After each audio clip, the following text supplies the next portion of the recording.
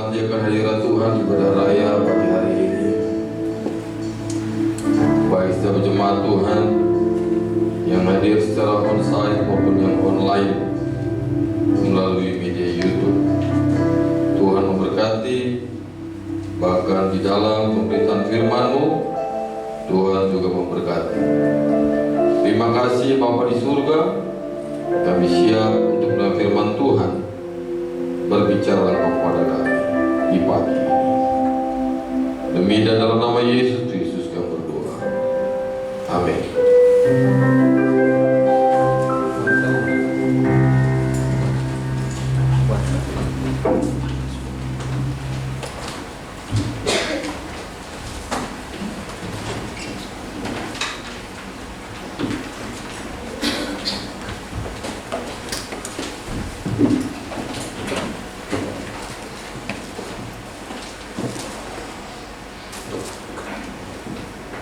Shalom, Bapak Ibu sudah kasih Tuhan.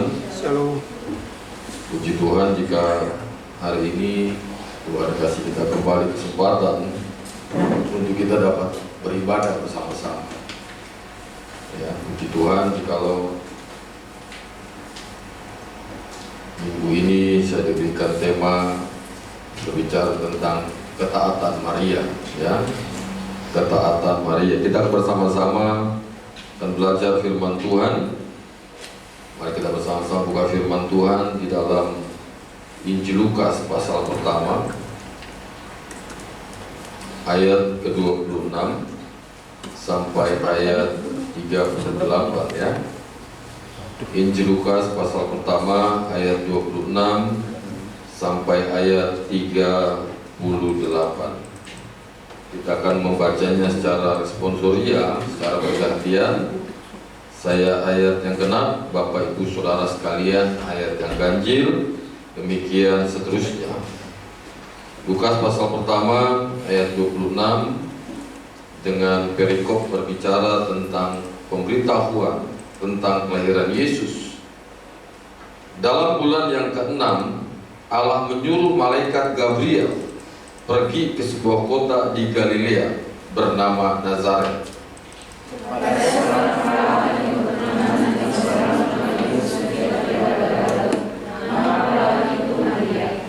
Ketika malaikat itu masuk ke rumah Maria, ia berkata, "Salam, hai engkau yang dikaruniai, Tuhan menyertai engkau."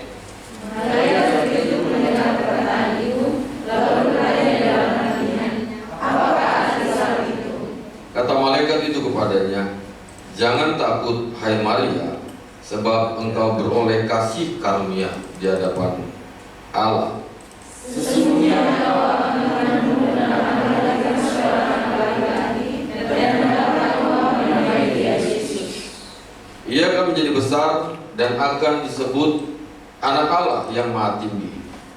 Dan Tuhan Allah akan mengaruniakan kepadanya tahta Daud bapa leluhurnya. Dan dia akan menjadi raja atas seluruh keturunannya sampai selama-lamanya, dan kerajaannya tidak akan bersejarah." Kata Maria kepada malaikat itu, "Bagaimana hal itu mungkin terjadi karena aku belum bersuami?" Jawab malaikat itu kepadanya, "Roh Kudus akan turun atasmu, dan kuasa Allah yang Maha Tinggi akan memenuhi engkau. Sebab itu anak yang akan kau lahirkan itu akan disebut kudus, Anak Allah. Dan sesungguhnya Elisabet, sanakmu itu, ia pun sedang mengandung seorang anak laki-laki pada hari tuanya, dan inilah bulan yang ke-6 bagi dia yang disebut mandul itu. Sebab bagi Allah tidak ada yang mustahil." Kata Maria, "Sesungguhnya aku ini adalah hamba Tuhan. Jadilah padaku menurut perkataanmu itu." Lalu malaikat itu meninggalkan dia. Sekali lagi, Bapak Ibu Saudara dikasih Tuhan, berbahagialah setiap kita baca firman Tuhan dan merenungkannya. Terlebih berbahagia setiap kita yang melakukan firman Tuhan hari lepas hari. Ya, tema di pagi ini yang diberikan kepada saya di Advent atau peringatan Minggu Advent yang kedua, yaitu ketaatan Maria. Ya, saudara bisa lihat di sebelah kiri saya ada dua lilin Itu bukan bukan sekedar decoration ya, atau dekorasi, tetapi ini memiliki makna tentang penantian ya. Tetapi saya tidak berbicara tentang penantian, tetapi kita akan berbicara seorang tokoh, seorang perempuan yang bernama Maria, dan apa yang Maria lakukan, apa yang Maria kerjakan sebagai orang yang beriman, demikian ya. Bapak Ibu yang dikasih Tuhan, kalau kita bertanya atau saya bertanya kepada saudara, bolehkah saya mendapatkan jawabannya? Bisakah saudara memberikan jawaban gitu ya?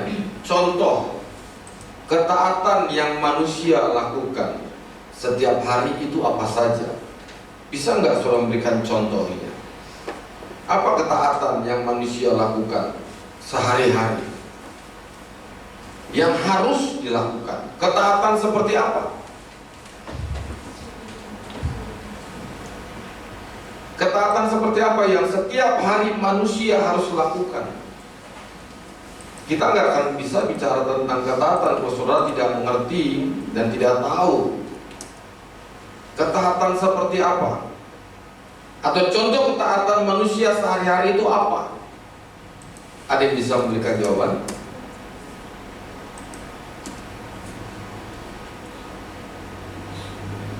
Saya sepertinya di sini ruangannya kosong gitu. Ada orang tuh. Halo? Nomor 1.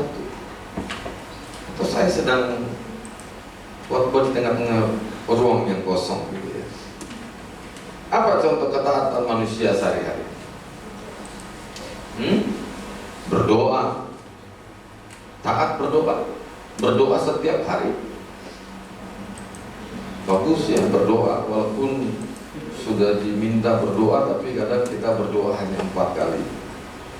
Kalau enggak 3 kali ya, doa pagi, siang, itu doa makan saja. Sama doa tidur, badan masih kuat tidurnya sambil, atau berdoa sambil tidur ya. Kan ada begitu kan? Berdoa sambil tidur, setelah itu dia nggak bangun-bangun begitu ya. Tuhan bilang waktu dia dipanggil Tuhan, dia bilang gini, Tuhan kenapa secepat Tuhan panggil lo? Kamu kan yang mau tidur gitu ya. Contoh yang sederhana yang setiap hari kita pernah temukan ya, temui ya. Ketaatan manusia seperti apa? Yang pertama, tidak membuang sampah. Biasanya ditulis dong, betul? Jangan buang sampah sembarangan. Pertanyaannya, ketika ada aturan itu, ada kalimat demikian, apakah manusia masih atau melakukan hal tersebut untuk tidak membuang sampah sembarangan? Masih saja orang ketika kita tuh jangan buang sampah, tetapi masih banyak yang buang sampah sembarangan. Di depan ada tulisan di pintu apa? Tidak merokok. Betul? Apakah ada dalam ruangan ini yang merokok? Ada. Karena apa? Karena ada tulisan tidak boleh merokok. Berarti harus taat. Di Jakarta ada yang namanya busway.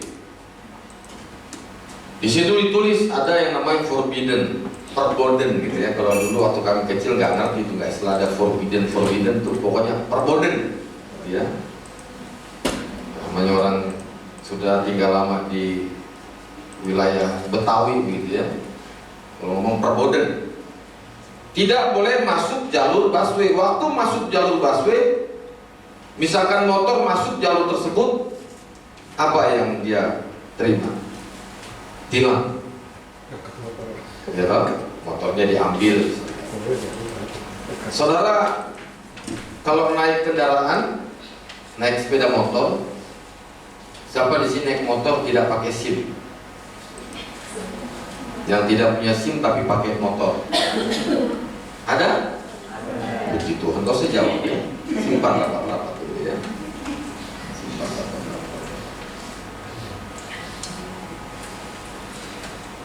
setiap hari, saudara.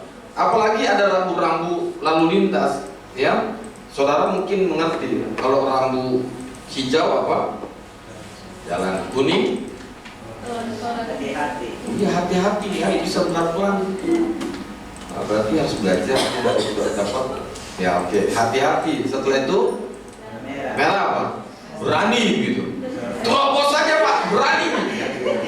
Loh, kalau tanya Pak, loh, itu nih ya merah itu berani Pak.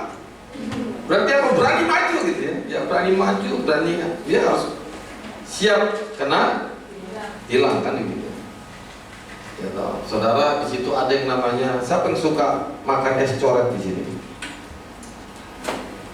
Suka makan es kon? Ada? Es bambang. Saya suka minum es bambang, tapi saya nggak suka minum es coret gitu ya. Ada banyak es coret di pinggir jalan. Tahu es coret? Nggak tahu, dilarang. Stop gitu ya. Es dicoret dilarang, stop. Orang sudah tahu itu ada es coret, dia masih berhenti di situ. Ya, ini kebiasaan ya. Lalu bayar pajak. Ya, siapa yang sudah punya NPWP di sini? Nah, itu Fani, saya ada NPWP. Orang Indonesia taat, ya dong, taat pajak betul. Iya.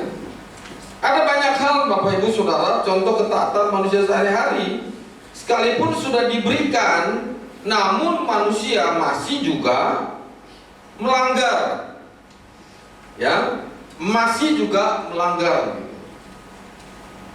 Coba saudara, kalau tidak ada aturan, tidak ada rambu-rambu lalu lintas, apa yang terjadi? Chaos. Kalau kita tidak punya peraturan untuk ditaati, apa bahasa Jepangnya, maunya hidup sakarepe dhewe gitu. Itu bahasa Jepang gitu ya. Uripe ku sakarepe dhewe, ora iso. Nggak bisa. Hidup itu harus ada aturannya. Maka dibuat sebuah sistem agar manusia bisa hidup dengan baik, manusia bisa mentaati setiap aturan yang ada. Jadi secara general ya, secara umum begitu. Kadang ada orang sudah dikasih aturan, sama di rokok itu ditulis apa? Merokok. Ini nanti ini langsung di ini ya, khotbah ini langsung di stop gitu ya, langsung. Nah, merokok dapat menyebabkan kanker, kantong kering, wah semua. Sudah tahu tapi masih ya toh? Masih dikonsumsi. Merokok dapat menyebabkan impotensi. Nah, sudah keras itu tapi masih seperti gak punya. Itu sudah dibikin, lalu ditulis lagi ada pajaknya, wah harus bayar pajak lagi. Itu secara umum saudara, ya. Tapi manusia masih melakukan ketidaktaatan. Saudara dikasih tahu salah satu tokoh Alkitab, sekali lagi salah satu tokoh Alkitab yang berkaitan erat dengan kelahiran Yesus Kristus adalah Maria.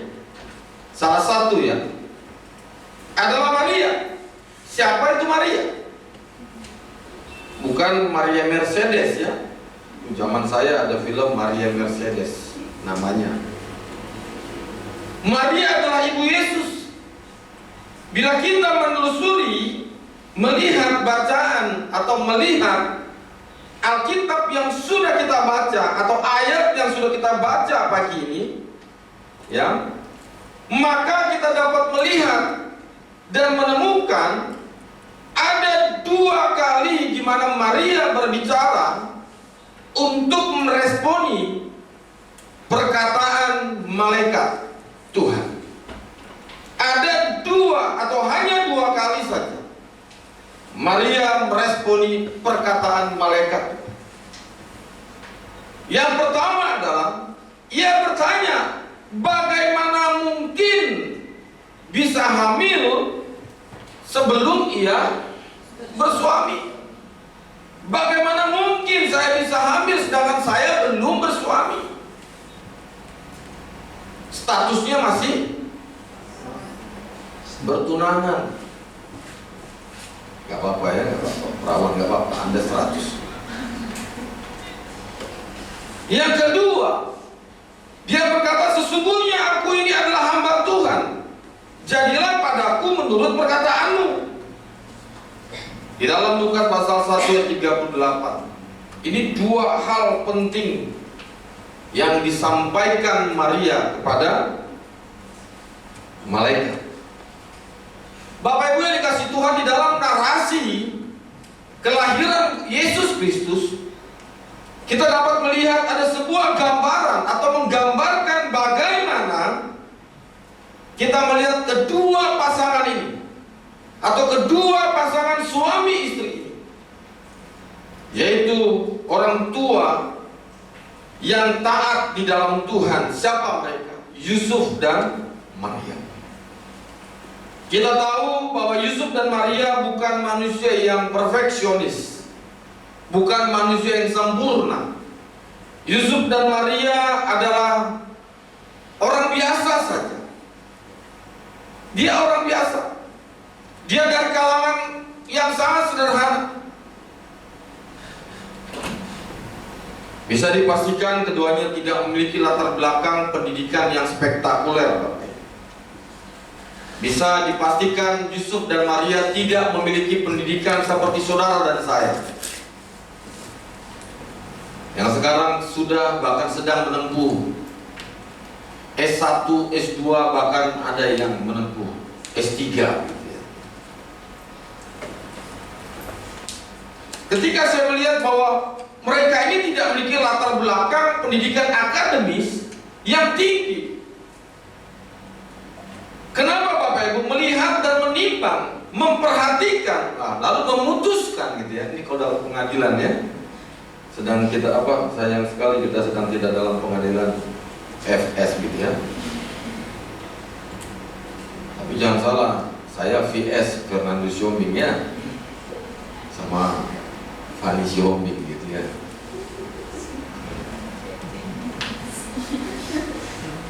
Jadi saya melihat begini Bapak Ibu, latar belakang pekerjaan Yusuf hanyalah sebagai seorang tukang kayu.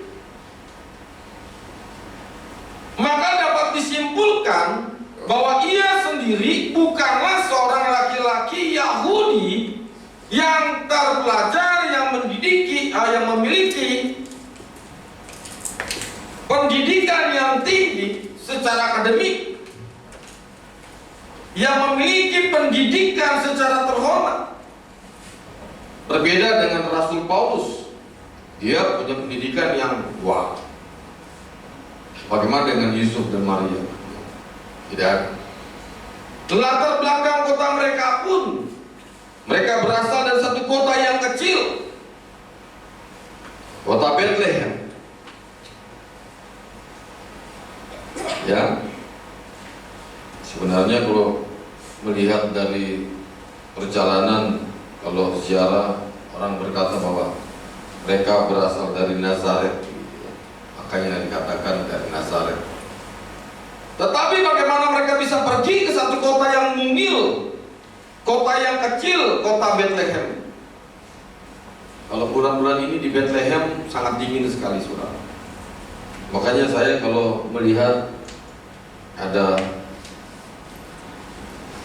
ornamen-ornamen Natal gitu ya, di mall, lalu di mana lagi, di gereja-gereja, di rumah-rumah selalu ada kapas-kapasnya gitu, melambangkan salju. Di sini langsung Ibu Gembala bilang, tidak ada Pak, karena Ibu Gembala tahu ya,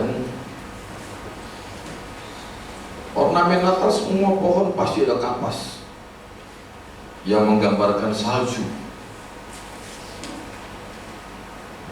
Bagaimana ya ketika saya ke sana mencoba untuk merenungkan, pas bulan-bulan November saya pergi ke sana, pergi ke Bethlehem, dingin. Lalu dicatat bagaimana para gembala di padang membawa domba mereka, bagaimana situasi yang dingin, tumbuhan bisa hidup gitu ya. Pasti mati ya. Latar belakang kota Bethlehem yang kecil memberikan indikasi bahwa mereka tidak terlalu terekspos keluar. Secara apa? Secara sosial. Tidak terkenal. Bahkan mungkin dia tidak dikenal oleh banyak orang. Lantas pertanyaannya Bapak, apa yang membuat Allah memilih mereka? Ya ini pertanyaannya, dan ini perlu kita renungkan. Apa yang membuat Allah memilih mereka menjadi saluran berkat? Saluran berkat yang begitu besar, yang begitu luar biasa. Bukan hanya bagi orang Israel, tetapi bagi seluruh dunia, bagi umat manusia. Jawabannya terletak dalam hati dan hidup mereka. Hati dan hidup Maria dan Yusuf. Sekalipun mereka hidup sederhana, Yusuf dan Maria memiliki hati yang sungguh-sungguh taat, sungguh-sungguh mengasihi Allah. Mereka sangat peka, dan mereka juga tunduk pada apa yang menjadi rencana Allah. Mereka tunduk apa yang menjadi kerinduan hati Tuhan dalam hidup mereka bagi banyak orang. Meskipun kita tahu bagaimana seorang Yusuf sebenarnya juga merasa malu sebagai seorang pria memiliki tunangan tiba-tiba mengandung. Wow, Yusuf sebenarnya juga merasa malu dengan kehamilan Maria. Dan ia juga mulai merencanakan untuk menjauhkan diri.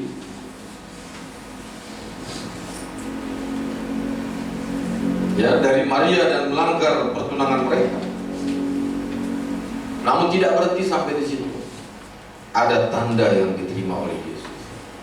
Ada peneguhan kembali yang diterima oleh Yusuf. Yaitu apa? Malaikat kembali datang kepadanya. Ia meneguhkan, malaikat yang meneguhkan apa yang Maria sampaikan kepada Yusuf. Apa yang Yusuf lakukan? Yusuf taat kepada rencana Allah bagi hidup mereka. Yusuf tidak menolak, tetapi dia tunduk pada Allah. Bapak Ibu dikasih Tuhan, saya juga yakin bahwa Maria, Yusuf dan keluarga mereka mengalami satu kondisi yang begitu sulit. Bukan secara ekonomi. Mereka tentu saja mengalami atau merasakan tekanan-tekanan yang akan mereka terima nantinya. Mereka akan mengalami konflik secara emosional ketika mereka dihadapkan dalam satu situasi yang begitu sulit. Situasi yang tidak berjalan atau yang tampak berjalan di luar kendali dan mengubah kehidupan mereka secara total. Mungkin mereka akan dikucilkan. Coba kita bayangkan, saudara. Saya mencoba untuk membayangkan bahwa jika seorang malaikat muncul kepada seorang gadis, ya, contohnya mungkin kepada siapa? Kara misalkan. Saya mencoba bayangkan, wah, kalau malaikat datang sama Kara, muncul tiba-tiba ke Kara hari ini, lalu kasih berita yang mengejutkan, hei Kara, detik ini juga engkau akan mengandung seorang bayi. Tuhan, ojo aku ciburu nikahin dia. Tapi bahasanya Bukara kan gak begitu. Waktu dia disoe mungkin waktu Tuhan datang sama dia, apa beta soalnya jangan beta muka belum nikah.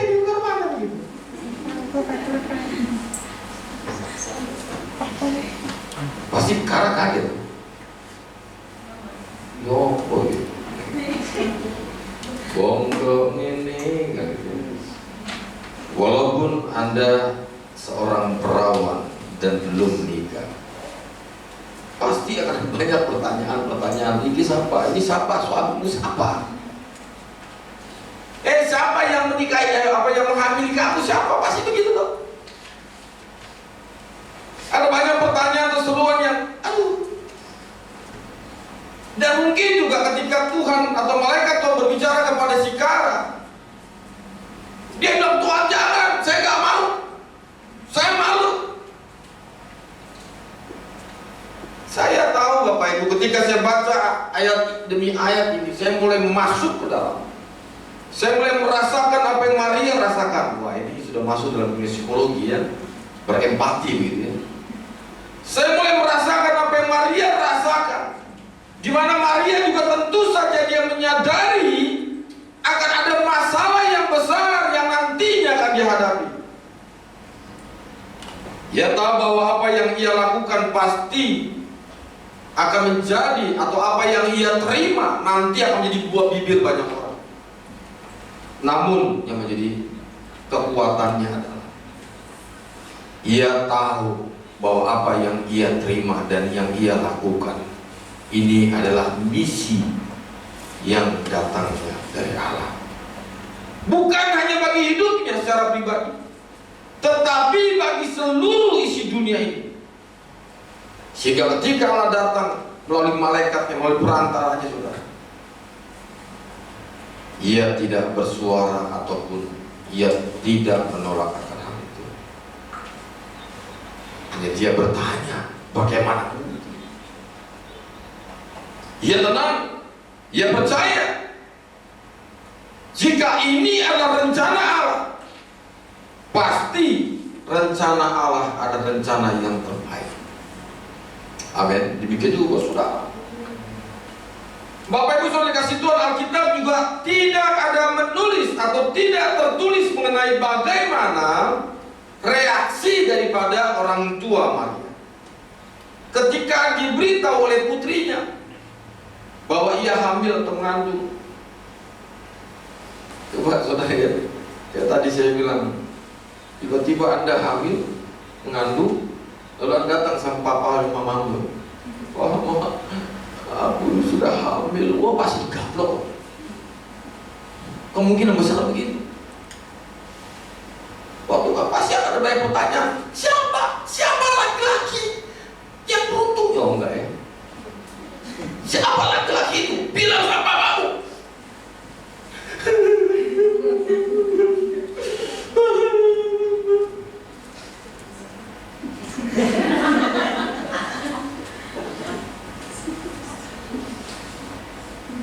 Betul nggak? Kalau Luis kalau datang ke saya, pasti saya.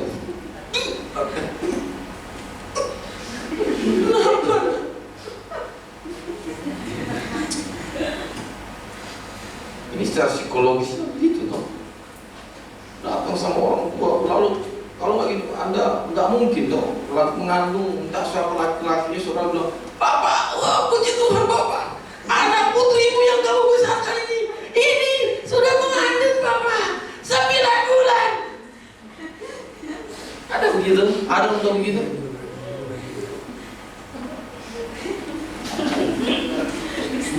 Waktu kau bilang mengandung begini,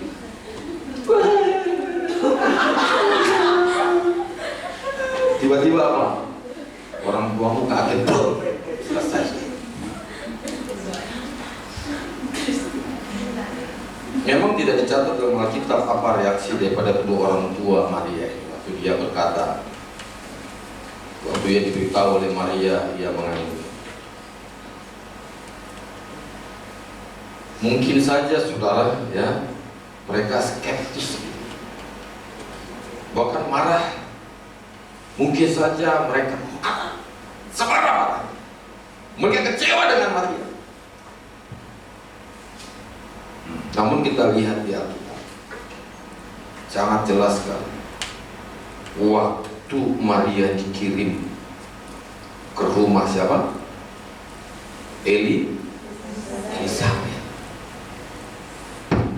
Ini salah satu dasar yang kuat. Bagaimana orang tuanya menghindari adanya pandangan-pandangan negatif dari masyarakat sekitar. Bapak Ibu yang kasih Tuhan, memang jika Maria mengikuti apa yang Tuhan perintahkan, maka dapat dikatakan ini sebuah suatu tindakan yang super duper nekat begitu. Ya, super duper nekat. Why? Mengapa demikian? Oh, haleluya. Karena bagi orang Israel, Bapak Ibu perhatikan, karena bagi orang Israel pada masa itu mereka masih taat kepada yang namanya hukum apa? Hukum Taurat. Kalau ketahuan seorang gadis kedapatan hamil sebelum menikah, sekalipun ia sudah bertunangan, tetapi anak yang dikandungnya bukan anak dari tunangannya itu, maka dikatakan, maka ia harus menerima hukuman mati dengan cara mati. Saudara tidak yakin, bisa membuka dalam Ulangan pasal 22, 23, 24. Sekalipun resiko yang akan Maria terima begitu serius sekali, tetapi apa yang Maria lakukan? Maria tetap taat. Sekali lagi, mengapa Bapak Ibu? Karena Maria memiliki hati seorang hamba, hati yang tunduk pada otoritas Allah. Sebagai seorang hamba Tuhan, Maria sadar bahwa Tuhan berhak melakukan apa saja atas hidupnya. Tuhan memiliki hak yang besar atas hidupnya. Dan Maria siap untuk menjalankan apa yang sudah seharusnya menjadi ketetapannya Tuhan, apa yang sudah menjadi kehendaknya Allah. Sekalipun apa? Sekalipun Maria harus menghadapi penderitaan, bahkan kematian, ia tetap bersedia. Sekali lagi Bapak Ibu dikasih Tuhan, di dalam Injil Lukas pasal pertama ayat 26 sampai 38, kita dapat melihat bagaimana sebuah cerita yang begitu jelas menceritakan sosok seorang perempuan yang bernama Maria ini, yang digambarkan sebagai seorang perempuan yang sedang menjalani masa pertunangan dengan Yusuf. Namun di tengah-tengah masa pertunangannya dengan Yusuf, seorang malaikat datang menghampiri dia, dan seorang malaikat ini berbicara, memberitahukan rancangan-rancangan Allah yang melibatkan kehidupannya, yang melibatkan dirinya. Maria sekali lagi merupakan seorang hamba Allah, hamba yang taat dan tunduk kepada tuannya. Maria bersedia mengandung sebelum menikah.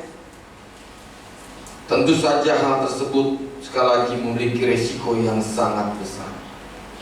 Tadi saya katakan bahwa mengapa? Karena pada masa itu hukuman bagi orang yang hamil di luar nikah adalah dirajam sampai mati. Karena apa? Dianggap melakukan perzinahan. Namun karena ini adalah perintah Allah, ini adalah ketetapannya Allah, ini adalah rancangannya Allah, maka Maria mentaati kehendak Tuhan dengan mengatakan apa? Sesungguhnya aku ini adalah hamba Tuhan, jadilah padaku menurut perkataan.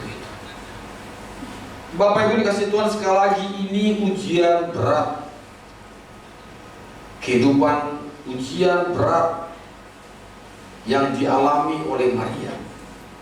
Namun ia harus tunduk, ia harus taat pada perintah Tuhan untuk ia mengandung seorang bayi di luar pernikahan.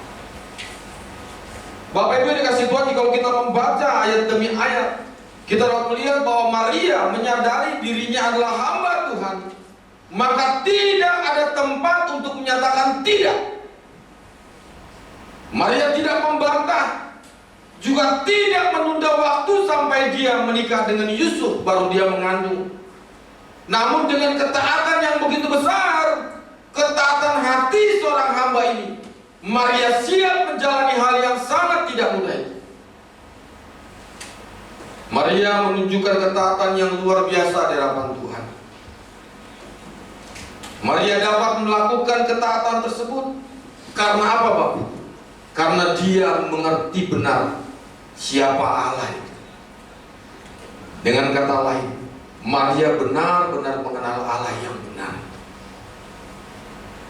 Maria mengenal Allah yang telah berkarya, Allah yang luar biasa dalam kehidupan bangsa Israel. Dia tahu, bahkan cerita dari orang tuanya pun yang dia dengar bagaimana Allah bangsa Israel atau Allah yang membawa bangsa Israel dari tanah perbudakan sampai masuk ke tanah perjanjian. Dia tahu bahwa Allah adalah Allah yang bertanggung jawab.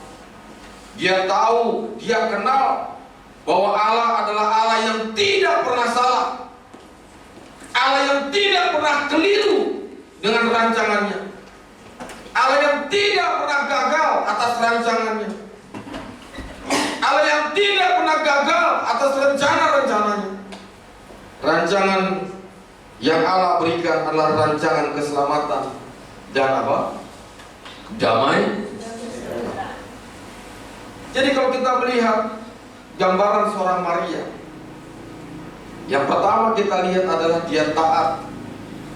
Taat artinya apa, Bapak Ibu?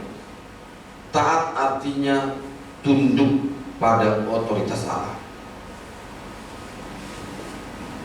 Yang pertama, taat artinya adalah tunduk pada otoritas Allah. Dia menempatkan dirinya lebih rendah dan menempatkan Allah jauh lebih tinggi atas hidupnya.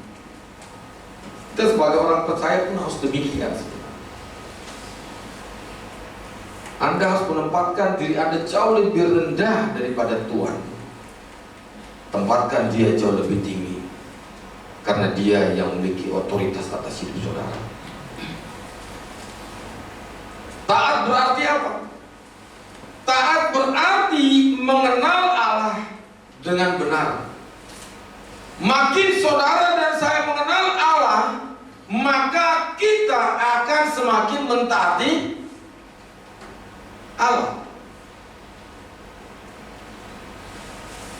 Tetapi kalau saudara tidak mengenal Allah yang benar, Anda tidak akan pernah bisa menjadi orang yang taat.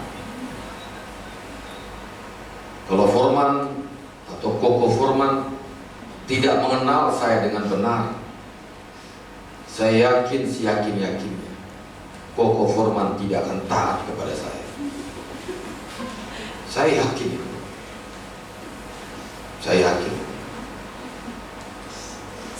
Karena Koko Foreman mengenal siapa saya, Pak Fernando, marganya si Ombing, hidungnya nggak pesek-pesek amat, ya toh, pakai kacamata, suka kedip-kedip seperti lampu, ya. Perutnya buncit, kenal. Kalau ngomong seperti ngajak berantem gitu ya, suka marah-marah, kenal.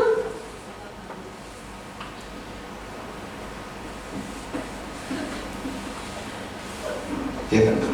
Makanya ketika saya bilang, Koko, saya panggil semua, karena dia beli pisang, goreng pisang, dia makan sendiri.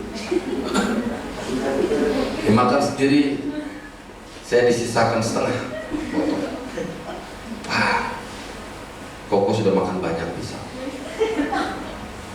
Lalu Cicimi main-main. Kakak mana? Ayo, itu beli pisang.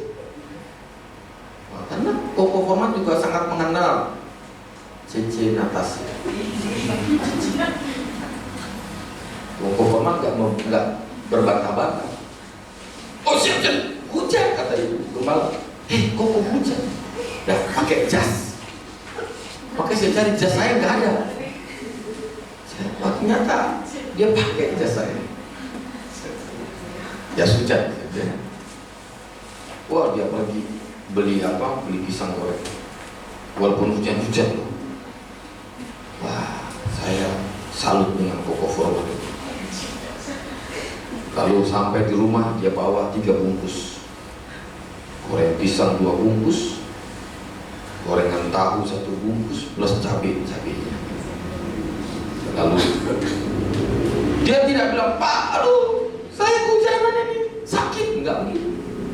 Kenapa? Karena dia mengenal waktu diminta untuk beli dia pergi. Dia taat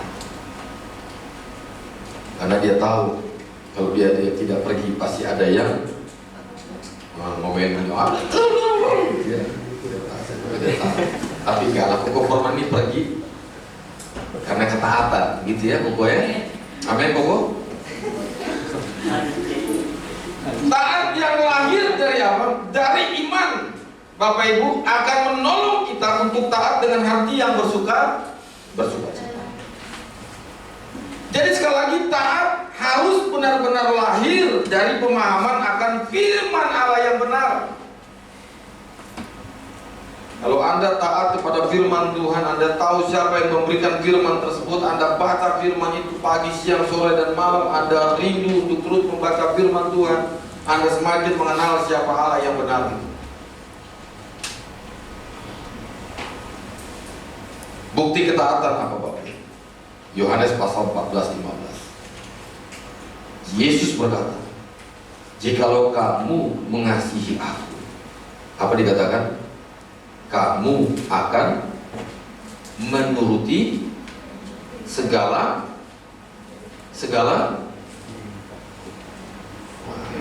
Alkitab. Saudara, 1 ayat saja. Yesus berkata dalam Yohanes 14:15, jikalau kamu mengasihi aku, kamu akan menuruti segala perintahku. Berarti Bapak Ibu, jika saudara dan saya tidak taat, jangan-jangan sebenarnya kita ini adalah orang-orang yang tidak mengasihi Allah.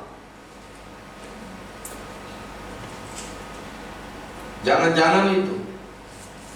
Siapapun saudara yang menyaksikan, nah ini ya kalau di YouTube kan begitu, yang mengikuti ibadah ini, jika kita tidak taat, jangan-jangan sebenarnya saudara dan saya ini tidak mengasihi Tuhan. Sekali lagi, tidak taat artinya apa? Tidak taat artinya kita lebih mengasihi dunia ini. Tidak taat artinya apa? Kita lebih mengasihi diri kita sendiri. Tidak taat artinya apa? Kita lebih mengasihi kedagingan kita. Tidak taat artinya apa? Kita lebih mengasihi yang namanya kenikmatan dosa itu. Itu tidak taat. Berarti Bapak Ibu sebagai orang percaya, sebagai orang Kristen, kita harus wajib hidup sama seperti apa yang Yesus lakukan. Untuk apa? Pikiranmu sama seperti pikirannya Kristus, hatimu sama seperti hatinya Kristus, perkataanmu sama seperti perkataannya Kristus, lemah lembut, tindakanmu sama seperti apa yang Yesus lakukan. Bertindak menurut apa yang Tuhan mau. Berarti begini, hanyalah ketaatan atau hanyalah dengan ketaatan barulah dapat sebuah bukti yang konkret. Sehingga apa? Buktinya apa? Kita dapat melihat dan merasakan kemurahan Tuhan atas hidup kita, kita dapat merasakan berkat-berkat Tuhan. Tetapi jika engkau tidak taat kepada kehendak Bapa, yakinlah engkau tidak akan bisa melihat kemuliaan Tuhan. Engkau tidak dapat merasakan berkat-berkat Tuhan itu. Kenapa? Karena apa, Bapak? Karena engkau sudah menutup pintu ketaatan itu. Engkau sudah menutup pintu berkat itu. Mau engkau bekerja dari pagi, siang, sore, malam, engkau tidak taat kepada Tuhan, engkau tidak akan dapat apa-apa. Yang engkau dapatkan adalah penyesalan. Karena saudara sudah menutup pintu itu. Engkau disuruh beribadah, engkau tidak taat, engkau tidak datang. Engkau sudah datang ke gereja, engkau datang persekutuan, engkau tidak datang. Engkau lebih baik nonton depan apa? Depan laptop. Engkau lebih baik lihat medsosmu, menghabiskan waktu untuk itu. Lalu engkau minta sama Tuhan, Tuhan, berikan aku seorang gadis yang cantik. Emangnya Tuhan itu jina? Tahu, pernah tahu film apa itu yang digosokkan itu? Aladin itu. Minta 3 saja, maka kamu akan saya berikan. Betul? Ada kan? Jalu wedok sing ayu situ. Dapat cewek cantik. Oh, jalu lanang sini ganteng. Dapat langsung dapat Luis atau oh.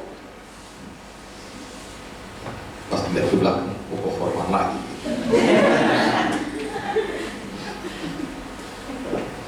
Satu lagi permintaan.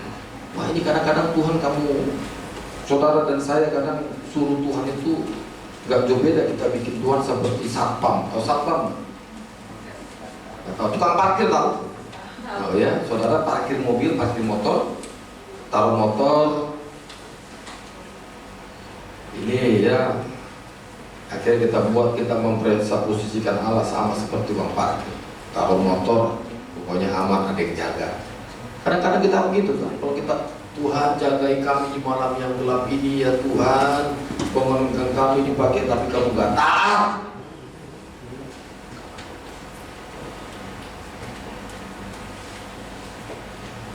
Bapak Ibu, seorang hamba Tuhan yang bernama Oswald Chambers, dia pernah berkata, bila kesetiaan Anda dihadapkan dengan konflik batin, tetaplah taat pada Yesus Kristus, berapapun harga yang harus engkau bayar. Apapun persoalan, mungkin ketika engkau berjalan bersama-sama dengan Tuhan, ada satu konflik, persoalan yang besar dalam hati dan hidup. Oswald Chambers bilang, engkau taat, tetap taat pada Kristus, berapapun harganya. Taat artinya apa? Engkau siap untuk bayar harga. Taat artinya apa? Berani bayar harga. Taat artinya apa? Engkau siap untuk meninggalkan zona aman dan zona nyaman. Itu ketaatan. Dia Allah yang suci ini, saudara, turun ke dalam dunia. Karena apa? Dia taat. Yesus turun ke tengah-tengah dunia yang fana ini. Dia taat, saudara. Dia yang suci turun dijadikan berdosa. Untuk apa? Untuk Anda yang berdosa ini disucikan dengan darahnya. Dia yang kaya turun ke dalam dunia, dijadikan miskin, saudara, agar saudara yang miskin ini diperkaya. Dia taat kepada Bapaknya. Dia taat. Dia tidak menolak satupun, menolak apapun, bahkan sampai dia mati di salib. Dia katakan, tetelestai, It's done. Selesai. Itu bukti ketaatan Kristus. Kalau Dia Allah yang besar saja memberikan teladan kepada saudara dan saya yang orang berdosa ini, untuk apa hidup taat tapi kita tidak taat? Siapa yang salah? Engkau yang salah, saya yang salah. Kita membuka zona kita, membuka ruang hati kita untuk iblis bekerja. Taat, engkau harus tinggalkan zona nyaman. Taat, engkau harus hidup berpusat pada Kristus. Taat, engkau harus pegang terhadap suara Tuhan. Taat, sekali lagi engkau harus tunduk di bawah otoritas Tuhan. Taat berarti kau hidup dalam kerendahan hati. Dan yang terakhir, saudara, taat adalah engkau rela berkorban. Engkau rela berkorban. Apa yang kau korbankan? Tenagamu. Apa yang kau korbankan? Pikiranmu, hatimu, perasaanmu, uangmu. Engkau korbankan itu. Itu bukti bahwa engkau tunduk di bawah otoritas Tuhan. Tuhan menghargai ketaatan saudara, dan Ia mau bukan hanya memberkati saudara. Sekali lagi perhatikan baik-baik. Ia mau menyertai saudara dimanapun saudara berada. Ia mau menolong saudara dikala saudara mengalami kesulitan.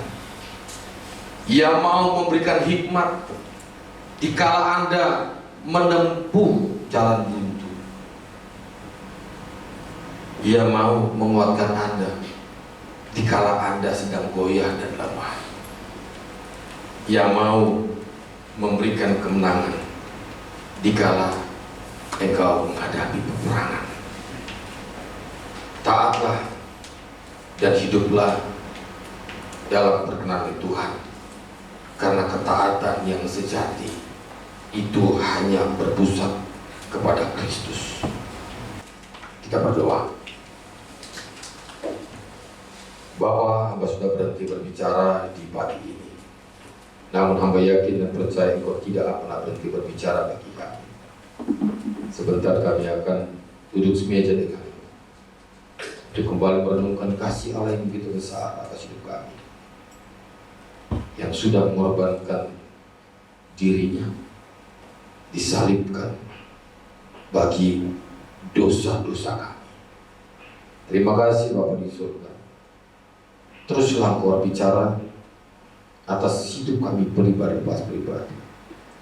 Di dalam nama Yesus Kristus, berdoa.